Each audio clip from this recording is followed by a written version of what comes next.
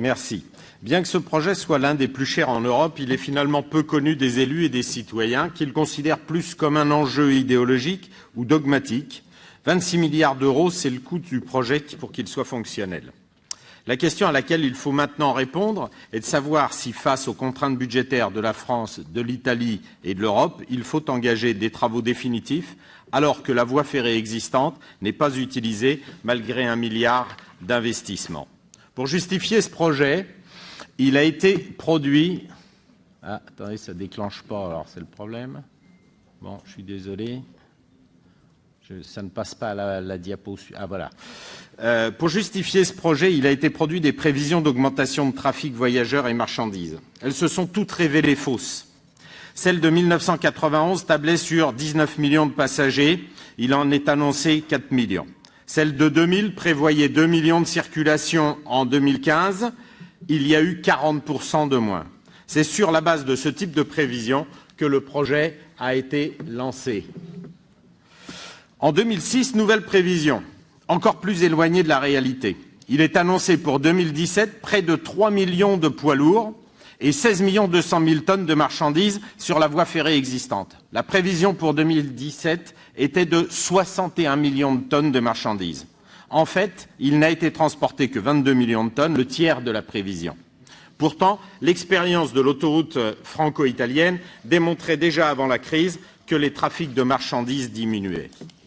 Parlons de la Suisse et de l'Autriche. Ces graphiques montrent que les conditions sont bien différentes. Pendant de longues années, Suisses et Autrichiens ont montré qu'ils savaient transporter les marchandises et exploiter l'intermodalité sur leurs voies ferrées existantes. La France, avec les mêmes infrastructures, n'a fait que régresser partout, en montagne comme en plaine, sur courte comme sur longue distance.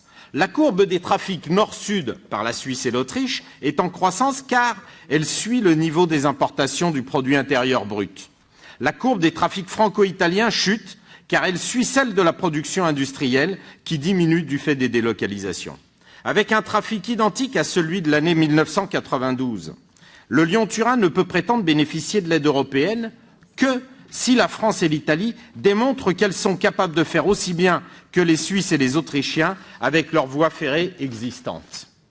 Tout cela est finalement reconnu et accepté par les promoteurs eux-mêmes.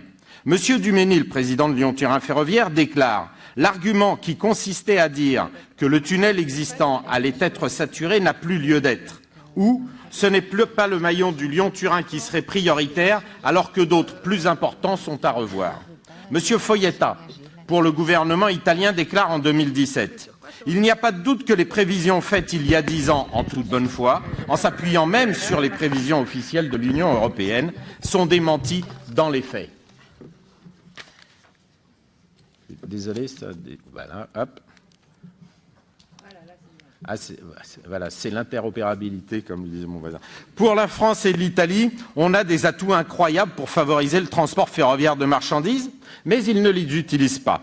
Selon la DigiMove, du fait des péages extrêmement coûteux au tunnel routier franco-italien, les transporteurs routiers ont des coûts de transfert 30% supérieurs aux frais ferroviaires sur l'axe franco-italien. La ligne ferroviaire existante voyait circuler dans les années 80 120 trains de fret et une quarantaine de trains de voyageurs par jour. En 80, la voie ferrée en Italie était une voie unique, elle a été doublée. Il fallait changer les locomotives, ce qui faisait perdre 1h30. Il n'y a plus besoin de les changer grâce au nouveau matériel depuis 2003.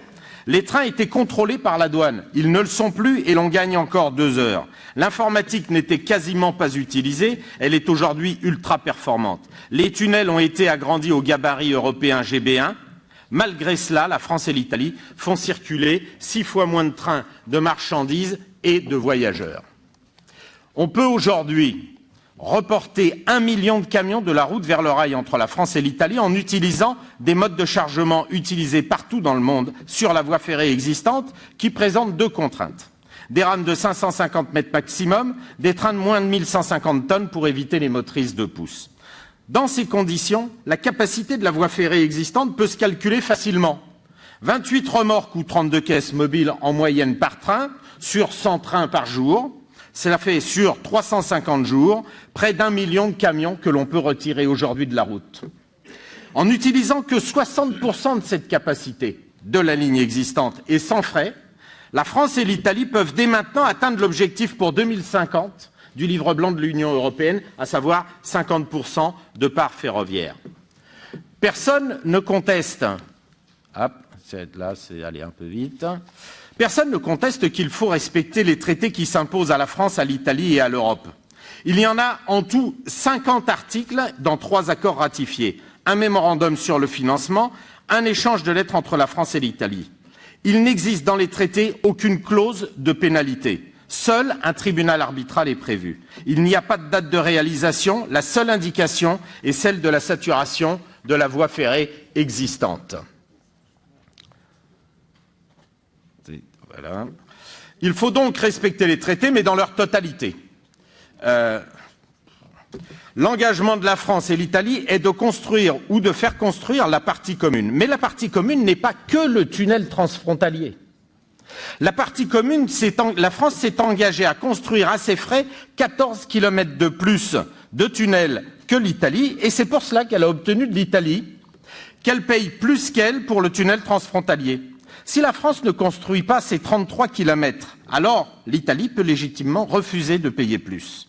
Le traité veut aussi que le financement de la totalité du tunnel soit disponible avant le lancement des travaux définitifs. Enfin, les coûts de l'ouvrage doivent être certifiés par un tiers, mais Lyon-Turin Ferroviaire a choisi son sous-traitant historique. Comme vous le voyez, les traités sont loin d'être respectés.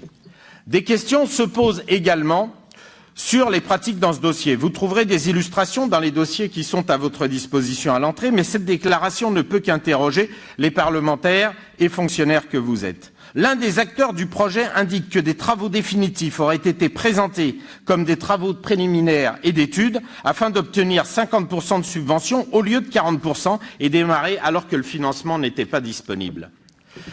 Lorsque l'on est endetté, on peut demander le traitement de sa dette. Mais qui peut prétendre se présenter ensuite avec de nouvelles dettes dues à des prévisions fantaisistes et des coûts insupportables? Sur la liaison Perpignan-Figueras, la société a été mise en liquidation judiciaire 4 ans après son début d'exploitation, malgré 58% de subvention. Elle a coûté 25 millions d'euros du kilomètre, avec 3 fois plus de poids lourds et 3 fois plus d'habitants qu'entre Lyon et Turin. Qui prendra la responsabilité de pousser 2 États dans des situations budgétaires délicates à se surendetter en investissement et en exploitation? Ce qui interroge également, c'est que toutes les administrations françaises ont rejeté le Lyon-Turin et que, encore en février 2018, il est décrit en France comme économiquement clairement défavorable. En conclusion, je voudrais dire que suspendre ce projet et respecter les traités pour le projet Lyon-Turin n'hypothèque pas l'avenir. La seule chose à faire avant de se lancer dans des dépenses de plusieurs milliards est de travailler à réduire la circulation routière des marchandises, ce qui est possible aujourd'hui et sans frais. Je vous invite dans ce dossier, comme dans bien d'autres, à demander les preuves et les documents lorsque l'on vous présente des arguments. C'est ce que j'ai fait dans ce court laps de temps. Merci à la Commission d'avoir invité et merci aux interprètes pour la rapidité de mon allocution. Merci beaucoup, monsieur.